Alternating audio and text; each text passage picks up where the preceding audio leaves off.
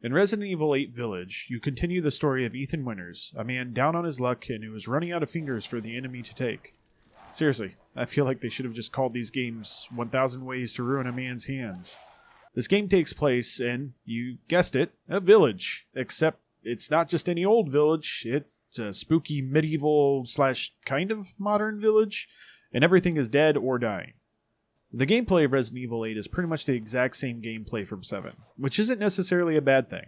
You'll be running around killing all manner of medieval nightmare fuel monsters. Everything from werewolves to classic zombies.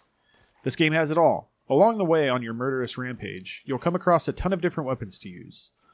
All the classics are here from older Resident Evil games. You have your classic pistols, you have your grenade launcher, and you of course have your trusty Magnum that packs a ton of power behind each shell that you manage to find in the world. It's all the same gunplay that you came to expect from this new arc in the Resident Evil series.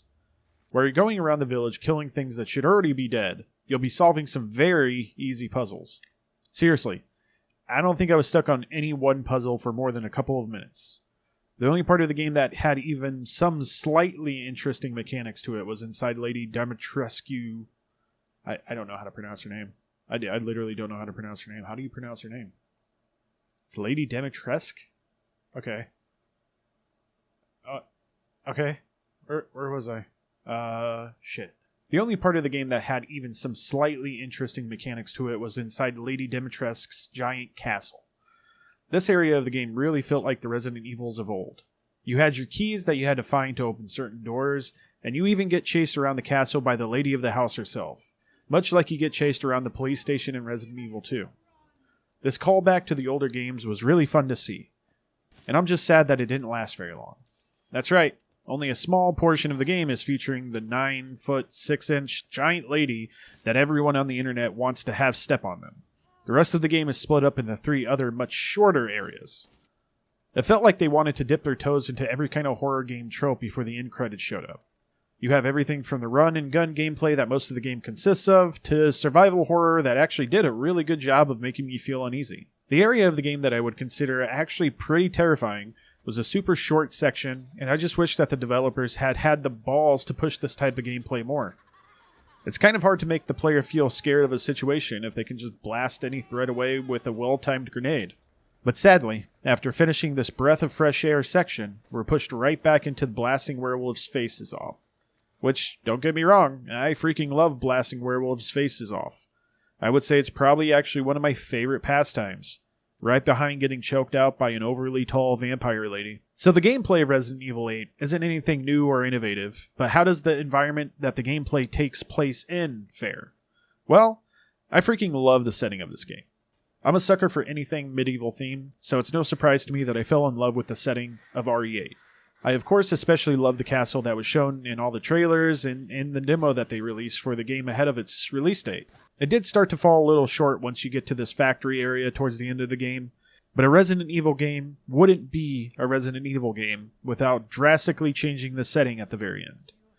It's just a shame that it had to take such a steep downgrade in the setting right before the finish line. That was kind of how I felt about a lot of the visuals in this game.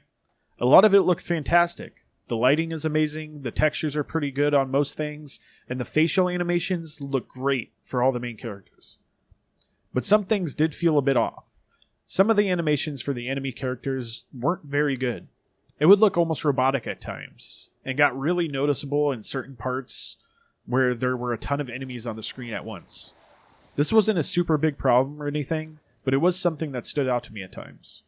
Overall, though, I would say that the graphics in RE8 are well above average. And hell, the game works, so that alone brings it above a lot of other games that are being released nowadays. One thing I will say that I couldn't look past, though, was the field of view for the game.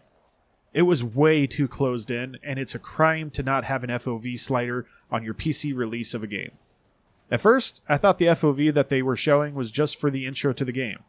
They did that in the remake of the 3rd game, but when they set me loose into the world and I found out that I couldn't adjust the view, it broke my little heart. It's normally something that wouldn't even bother me much in a game like this, but this game has an extremely narrow FOV, so it did start to be a problem in certain parts of the game, which would make it hard to aim at times. Aside from the visuals though, how does the sound design stack up in this game, I hear you conveniently ask me through the power of the internet? it's okay. The guns don't really have the impact that I want them to have, but the sounds of the monsters and the ambient noise that the game has are pretty fantastic. It's nothing that I would say is a standout at all, and there are plenty of games that do it better, but it does show up when it needs to.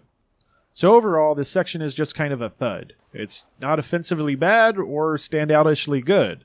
It's just aight. So let's move on to talking about the story. The story of Resident Evil 8 Village is probably its best feature. It kept me interested through the entire game. I really wanted to find out why, out of seemingly nowhere, there are suddenly werewolves and vampires in the Resident Evil world. Sure, zombies are pretty out there, but vampires and werewolves are even more out there. All that intrigue, along with Ethan's continued desire to find his missing daughter Rose, kept me going through the around 8 hours of gameplay it took to beat this game. There were a couple twists that I could see coming towards the middle and the end of the game, but those really didn't detract from the overall quality of the story for me.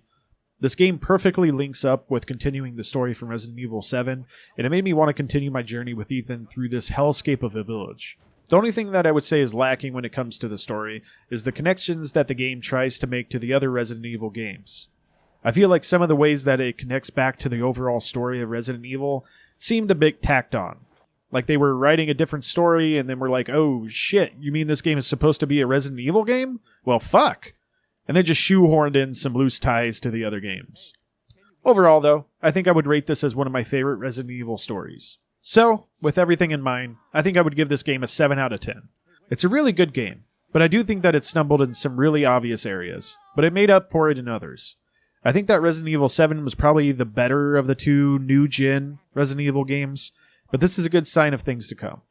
Now we just have to wait for that Resident Evil 4 remake in VR. Now that should be interesting.